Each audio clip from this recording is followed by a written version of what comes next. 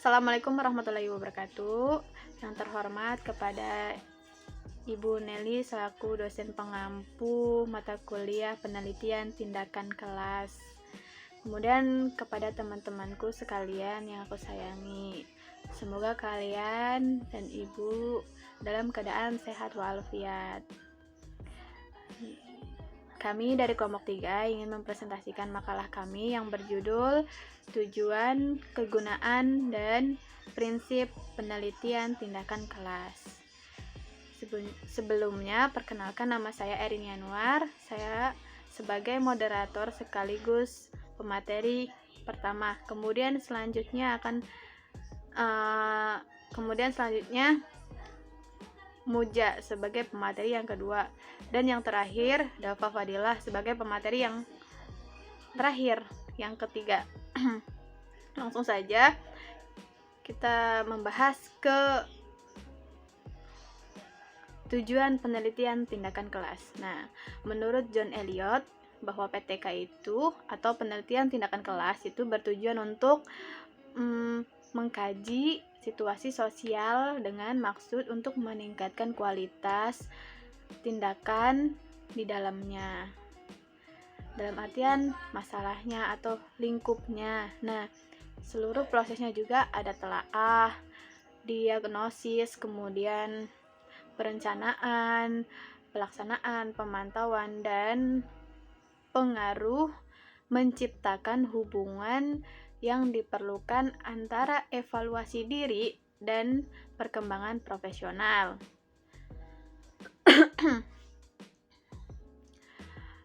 Ada pendapat yang hampir senada yang dikemukakan oleh Kemp. Tindakan yang dilakukan oleh guru, mulai dari perencanaan sampai dengan penilaian terhadap tindakan nyata dalam proses pembelajaran di dalam kelas, yaitu bertujuan untuk memperbaiki kondisi pembelajaran yang dilakukan oleh guru tersebut. Nah, demikian tujuan yang diselenggarakan, yang dilaksanakan penelitian tindakan kelas, yakni untuk meningkatkan kualitas pendidikan, pengajaran yang diselenggarakan oleh guru atau pengajar atau peneliti itu sendiri. Nah, dampaknya diharapkan tidak ada lagi permasalahan yang mengganjal dalam proses pembelajaran di kelas. Itu saja pemaparan materi pertama dari saya. Selanjutnya akan dijelaskan oleh pemateri yang kedua dan yang ketiga. Sekian dari saya. Wassalamualaikum warahmatullahi wabarakatuh. Prinsip-prinsip PTK. Terdapat beberapa prinsip yang perlu diperhatikan oleh guru atau peneliti dalam pelaksanaan PTK, yaitu sebagai berikut. Yang pertama yaitu tindakan dan pengamatan dalam proses penelitian yang dilakukan tidak boleh mengganggu atau menghambat kegiatan utama. Misalnya, bagi guru tidak boleh sampai mengorbankan kegiatan pembelajaran. Pekerjaan utama guru adalah mengajar, apapun jenis PTK yang diterapkan. Sejak awalnya tidak mengganggu tugas guru sebagai pengajar. Dan yang kedua yaitu masalah penelitian yang dikaji merupakan masalah yang cukup merisaukan dan berpijak dari tanggung jawab profesional guru. Masalah yang diterapkan sebaiknya jangan masalah yang tidak memiliki hubungan dengan pembelajaran dan hasil belajar siswa. Tetapkanlah masalah yang benar-benar menjadi substansi pokok pembelajaran, di mana keberadaan masalah itu menjadi penentu atau determinan baik setidaknya kualitas pembelajaran, tinggi rendahnya hasil belajar dan siswa sebagainya, sehingga dapat dinyatakan bahwa apabila masalah yang menjadi penentu atau determinan itu tidak dikaji, maka dalam waktu tertentu kualitas pembelajaran dan hasil belajar siswa menjadi sangat buruk dan tak dapat diselamatkan lagi. Yang ketiga ini yaitu metode pengumpulan data yang digunakan tidak menuntut waktu yang lama sehingga berpeluang mengganggu proses pembelajaran. Sejauh mungkin harus digunakan prosedur pengumpulan data yang dapat ditangani sendiri oleh guru. Sementara guru tetap aktif berfungsi sebagai guru yang bertugas secara penuh. Oleh karena itu, perlu dikembangkan teknik-teknik perekaman data yang cukup sederhana, namun dapat menghasilkan informasi yang cukup bermakna. Yang keempat yaitu metodologi yang digunakan harus terencana secara cermat, sehingga tindakan dapat dirumuskan dalam suatu hipotesis, tindakan yang dapat diuji di lapangan. Guru dapat mengembangkan strategi yang dapat diterapkan pada situasi kelasnya, serta memperoleh data yang dapat digunakan untuk menjawab hipotesis yang diajukan. Dan yang kelima yaitu permasalahan atau topik yang dipilih harus benar-benar nyata, menarik, mampu ditangani, dan berada dalam jangkauan kewenangan peneliti untuk melakukan perubahan. Peneliti harus merasa terpanggil untuk meningkatkan diri. Dan yang keenam ini ada peneliti harus tetap memperhatikan etika dan tata krama penelitian secara rambu-rambu, pelaksanaan yang berlaku umum. Dalam pelaksanaan PTK, guru harus tetap bersikap konsisten dan peduli terhadap etika yang berkaitan dengan pekerjaannya. Hal ini penting ditekankan karena selain melibatkan para siswa, PTK juga hadir dalam suatu konteks organisasi, sehingga penyelenggaraannya harus memindahkan tata krama kehidupan berorganisasi. Artinya, prakarsa PTK harus diketahui dan disetujui oleh pimpinan lembaga, disosialisasikan kepada rekan-rekan di lembaga terkait dilakukan sesuai tata krama penyusunan karya tulis akademik, di samping tetap mengedepankan kemaslahatan bagi siswa itu sendiri.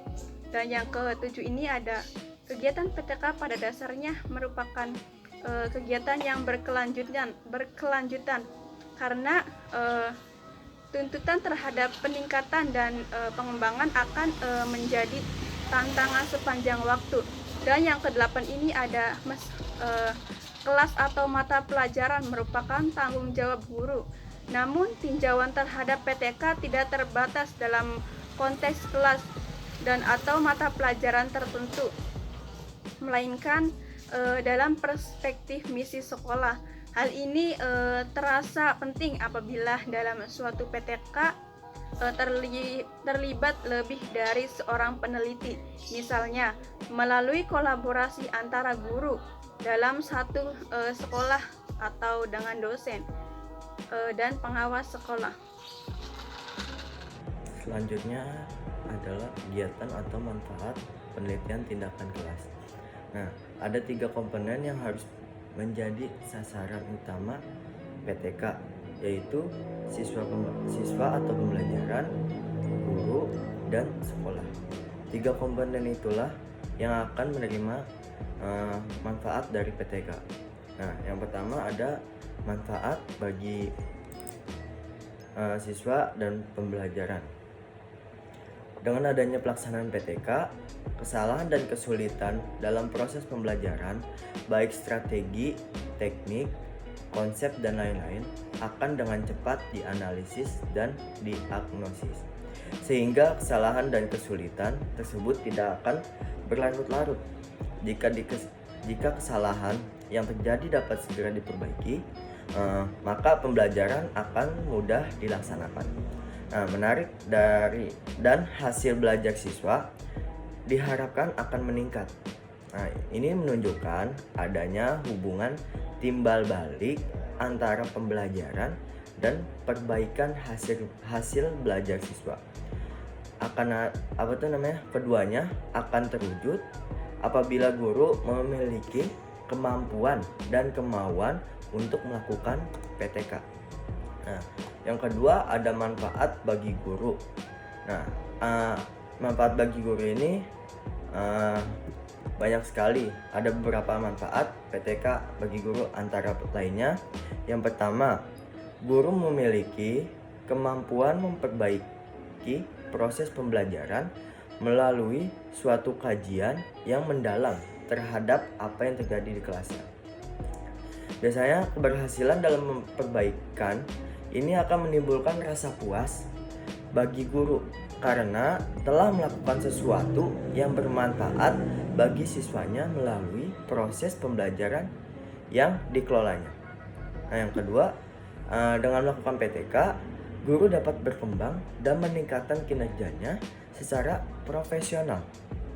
Karena guru mampu menilai, merefleksi diri, dan mampu memperbaiki pelajarannya yang dikelolanya. Dalam hal ini, biasanya guru tidak lagi hanya seorang praktisi yang sudah berasa puas terhadap apa yang dikerjakan selamanya, namun juga sebagai peneliti di bidangnya yang selalu ingin melakukan perbaikan-perbaikan, pembelajaran-pembelajaran, dan inovatif dan kreatif. Terus dengan PTK, guru akan merasa lebih percaya diri, guru yang selalu merefleksi diri, melakukan evaluasi, dan menganalisis kinerjanya sendiri dalam kelas, tentu saja akan selalu menemukan kekuatan, kelemahan, dan tantangan pembelajaran dan pendidikan masa depan dan mengembangkan alternatif masalah atau kelemahan yang ada pada dirinya dalam pembelajaran.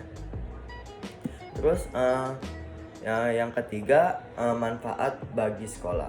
Nah, sekolah yang para gurunya memiliki kemampuan untuk melakukan perubahan atau perbaikan kinerjanya secara profesional, maka sekolah tersebut akan berkembang pesat. Nah, sekolah tidak akan berkembang apabila guru tidak memiliki kemampuan untuk mengembangkan diri. Kaitannya dengan PTK. Jika sekolah yang para gurunya memiliki keterampilan dalam melaksanakan PTK, tentu saja sekolah tersebut akan memperoleh manfaat yang besar karena meningkatkan kualitas pembelajaran, mencerminkan kualitas pendidikan di sekolah tersebut. Nah, PTK merupakan salah satu cara yang strategis bagi guru untuk memperbaiki pelayanan pendidikan yang harus diselenggarakan dalam konteks pembelajaran di kelas dan meningkatkan kualitas program sekolah secara keseluruhan. Nah, biasanya hal ini dapat dilakukan meningkatkan tujuan penelitian tindakan kelas untuk memperbaiki dan meningkatkan praktis dan pembelajaran di kelas secara kesenimbungan. Manfaat yang dapat dipetik jadi jika guru mau dan mampu melaksanakan penelitian tindakan kelas itu terkait komponen pembelajaran.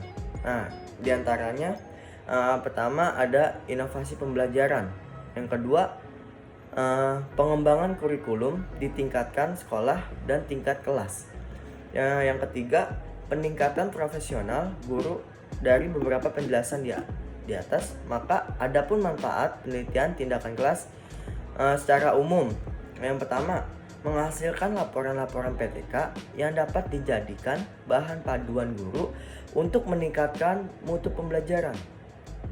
Hasil-hasil PTK yang dilaporkan dapat menjadi bahan artikel ilmiah atau makalah untuk berbagai kepentingan, antara lain disajikan dalam forum ilmiah dan dimuat di jurnal ilmiah. Yang kedua, menumbuh kembangkan kebiasaan budaya atau tradisi meneliti dan menulis artikel di kalangan guru. Hal ini telah ikut mendukung profesionalisme dan karir guru. Terus yang ketiga, mampu mewujudkan kerjasama, kolaborasi, dan atau sinergi antar guru-guru dalam satu sekolah atau beberapa sekolah untuk bersama-sama memecahkan masalah pembelajaran dan meningkatkan mutu pembelajaran.